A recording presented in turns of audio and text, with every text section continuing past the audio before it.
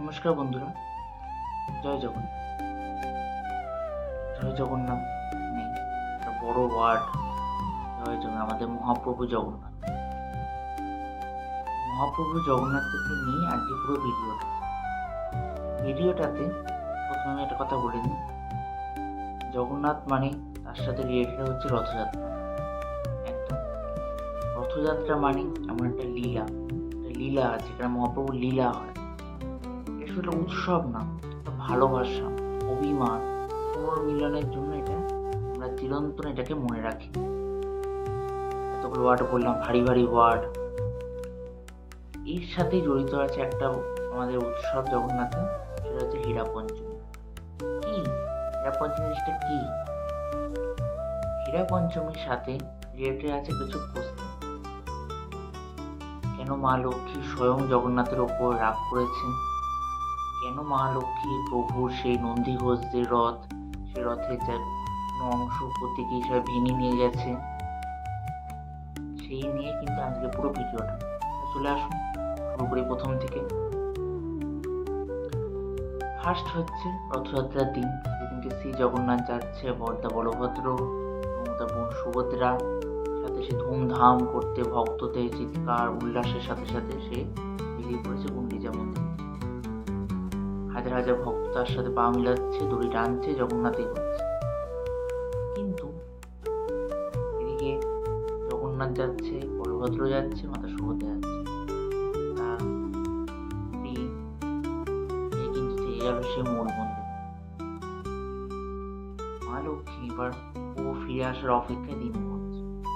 একদিন গেল, দুদিন গেল, 3 দিন গেল, কিন্তু যত চিন্তার বিষয়, চিন্তাও বাড়ছে, অভিমানও বাড়ছে। মা লক্ষ্মী মনে মনে ভাবছে, আমাকে ছাড়া প্রভু কিভাবে এতগুলো দিন বাইরে কাটাচ্ছে। স্বাভাবিক, বিশেষ করে আমাদের দিনে যারা ইন্ডিয়ান টিপিক্যাল ইন্ডিয়ান ওমেন যারা, তাদের কাছে একটু বিশাল ব্যাপার যে আমার হাজবেন্ড বাইরে কি করছে।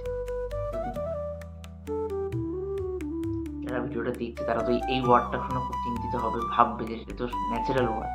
সেখানে আমাদের মা লক্ষ্মী প্রভু যেখানে 3-4 দিন হয়ে গেছে মন্দিরে নেই, কি হচ্ছে এতদিন বাইরে। দেখা যাক সেটা কি হচ্ছে। তাহলে দেখতে দেখতে 5 দিন কেটে গেল, আর সহ্য করতে পারছে না মা লক্ষ্মী, ক্ষুব্ধ। সে কি করলো? রাজবেশ, একদম মা ধনলক্ষ্মী রূপে রাজবেশে সোনা অলংকার পরে রাজলক্ষ্মী রূপে সাজলো। সে যে তার যত সেবায়িত আছে তাদেরকে প্রত্যেককে ডাকলো, এসে ব্যাগ ডাকতে বললো। আর কি করলো? রথ তৈরি করতে বললো। রথ কোথায় যাবে মা লক্ষ্মী? সেবায়িতরা চিন্তায় পড়ে গেল যে মা আপনি কোথায় যাবেন এই সময়, এই মানে সন্ধ্যার দিকে, রাত হতে হতে। তখন দিন শেষ, রাত হয়ে মা রাত পর্যন্ত ওয়েট করলো, প্রভু এখন আসলো না। রথ তৈরি করতে বললো। সেবায়িতরা বড় চিন্তা, কোথায় যাচ্ছেন মা? নিজেদের মধ্যে আলোচনা করতে থাকলো। মা বলল আমি বেরিয়ে পড়বো বা দেখি কোথায় আমাদের প্রভু গেছে। এই করতে করতে মা লক্ষ্মী আসলো। প্রথম কিছু জায়গায় দেখার পরে আসলো মা গুন্ডিচা মন্দিরে। গুন্ডিচা মন্দিরে এসে, গুন্ডিচা মন্দিরে যারা জগন্নাথ মহাপ্রভু যে দ্বাররক্ষক, তারা বলছে না প্রভু এখানেই আছে। মা বলছে ঠিক আছে, আমি দেখা করতে যাব। দেখা করতে গেল, দ্বাররক্ষকরা মা লক্ষ্মীকে আটকে দিল। মা লক্ষ্মী ক্ষুব্ধ হয়ে গেল, কেন আপনি জানেন? মা লক্ষ্মী তখন তাদেরকে বলছে আপনারা জানেন আমি কে? দ্বাররক্ষক বলছে মা আমি জানি আপনি কে, কিন্তু আমি নিরুপায়। প্রভু এখন কি করছে? তার যে বৃন্দাবনে যে সখীদের সাথে মমময় লীলা স্মরণে ব্যস্ত, নিমগ্ন হয়ে আছে। মা লক্ষ্মী আরো ক্ষুব্ধ হয়ে গেল। ক্ষুব্ধ হয়ে মা লক্ষ্মী তখন রাগে গজগজ করছে, কি করবে? সামনে বউকে পাচ্ছেও না, ভয় পেয়ে গেছে। এবার মা কি করবে? মা তখন অভিমান চরমে পৌঁছে যায়। তখন কি করে? মা যায় হচ্ছে যখন ব্যাক করে এবার চলে আসছে, ঢুকতে তো পারলো না। মা চলে আসছে ব্যাক করে।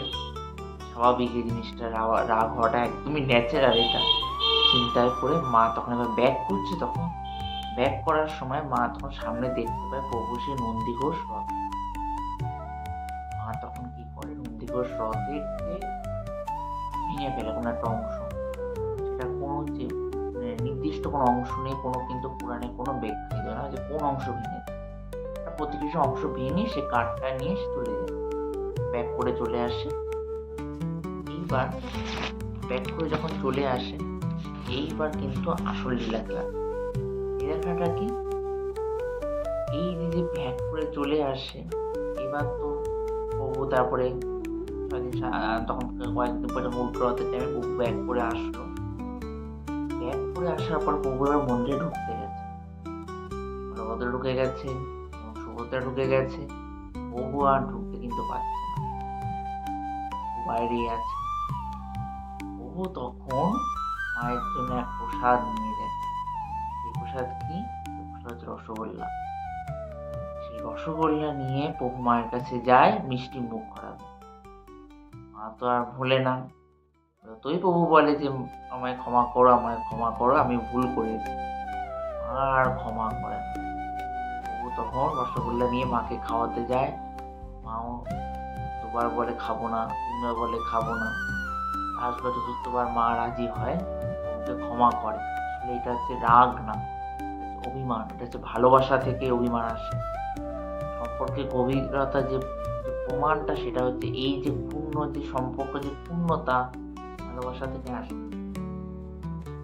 এবার প্রভু রাষ্ট্রের মান ভঞ্জন করে, মায়ের সাথে আবার মন্দিরে প্রবেশ করে, মায়ের সাথে সেই মন্দিরে যে বাগান, সেই বাগানে ঘুরে ঘুরে আবার সে গল্প করে, যে স্বামী স্ত্রীর যে ভালোবাসা আরো প্রখর হয়। বলি, আপনারা যারা এখনো পুরী যাননি, রথযাত্রার দিন অবশ্যই যাবেন। বিশেষ করে এই যে হীরা পঞ্চমী টাইমটা কাটিয়ে আসার চেষ্টা করুন। এটা কিন্তু 5 দিন পরই হয়, জগন্নাথ যাওয়ার পরে। একটা বিশাল আনন্দময় দিন। আর যখন ওই পূর্ণতা, যখন রথের জিনিস ভাঙে, সেটা আবার দেখার মতো জিনিস।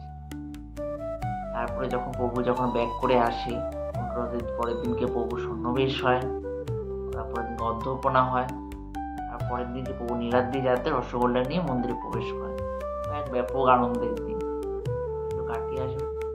জয় জগন্নাথ। ভিডিওটাকে শেষ করছি। যদি ভালো লাগে অবশ্যই শেয়ার করবেন, লাইক করবেন।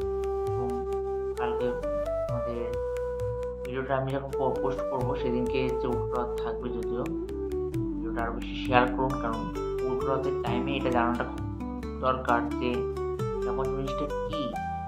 প্রভু যে যখন উল্টো রথের পরে যখন নীলাদ্রি যাতে রসগোল্লা খাওয়াচ্ছে, কেন রসগোল্লা খাওয়াচ্ছে, রসগোল্লা খাওয়ানোর কারণটা কি, মেন উদ্দেশ্যটা কিন্তু এইটা, মান ভঞ্জন করা। একটা ব্যাপক আনন্দের মুহূর্ত। তাহলে ভিডিওটা ভালো লাগলে অবশ্যই লাইক করবেন, শেয়ার করবেন।